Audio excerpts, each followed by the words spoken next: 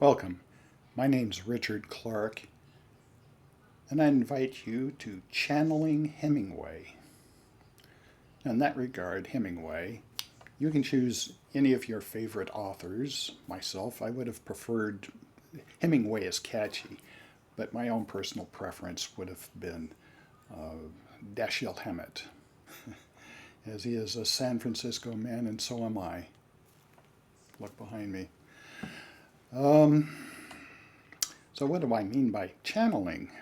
Channeling, well, let's just say it's an umbrella term to allow you to open up to experiences in writing that are typically found in conventional courses on writing or even approached conventionally at all.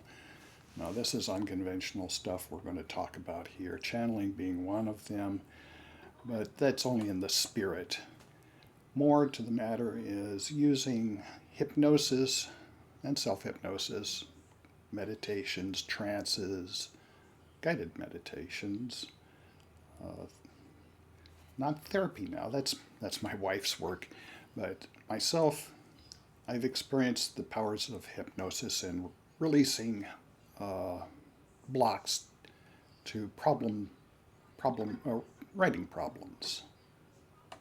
Writer's block. This is, I can promise you, a considerable amount of success in improving your writing and getting past that block. Now, how am I going to do that? In Channeling Hemingway, I'm introducing you to some various methods. I need to look at my notes here for this. Some of it's already prepared, some of it I'm going to have to wing. We have what's called shame release. Now, many creators suffer blocks that are psychological obstructions from family or group taboos. A simple example would be, how would you feel about your mother reading your book? Well, if you had any kind of response to that and it was visceral, I'm not asking for an intellectual answer, but what happened inside, because that's the truth of the matter right there. How did you feel? Can you get in touch with that? That's what our work is here in Channeling Hemingway, is to get in touch with connecting those feelings to your writing at a deeper level, a hypnotic level. My question was a hypnotic one, especially if you felt something in it and it immediately went away. That suppression there is probably a key to your problem. But let me continue here. I didn't even finish what I'd written here. If some visceral response came in reaction to that question, then your inner author is trying to tell you something you've been ignoring. I go on. I'm not going to read all of this. I'm going to cover the highlights, however. Betrayal response. There are hints of the shadow of the orphan in your inner author's abandonment. Now, that's a lot to take in, but we're working on archetypes and psychological profiles.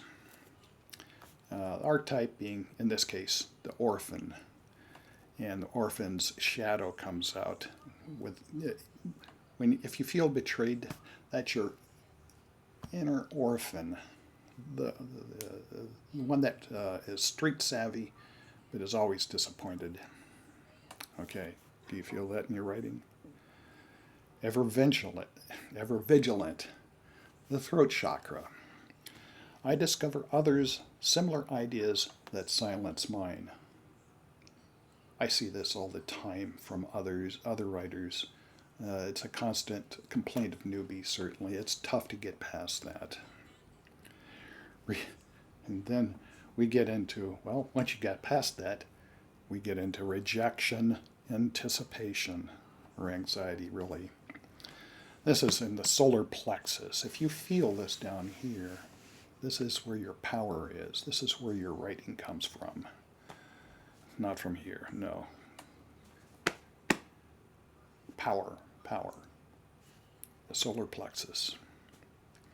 Problems of identity and acceptance. So rejection, anticipation, or anxiety revolves around problems of identity. Who am I? This is people feel that they're faking it. And it's a terrible feeling, and it gets in your gut. And well, it gets in your heart too. We'll get to that, right? Achy heart, achy heart. Empty of passion, bereft, grieving, mourning. The supreme exemplar of Byronic creative collapse. Okay, cute, I'm sure you'll agree, but what does that mean for you? Let's go to the earlier words. Passion, okay, there's passion. If you've lost it, it's going to be replaced by grief, believe me. And you have to get through those cycles of grieving, mourning, and returning. Right here, the third eye, fog of purpose. Simply no unifying theme. This is something that gets authors in what's called the sagging middle. If you're suffering from the sagging middle, we need to do some third eye work. Failure anxiety. This is what's called not enough. How much time? How many pages? Editors, betas, the not enough feeling, and it'll probably return here, is burying yourself in technical issues that can be resolved. Many people resolve these issues, but they get in your way. And it's not because of the issues themselves, it's because you're not listening to your inner author, and that's what channeling Hemingway is here for.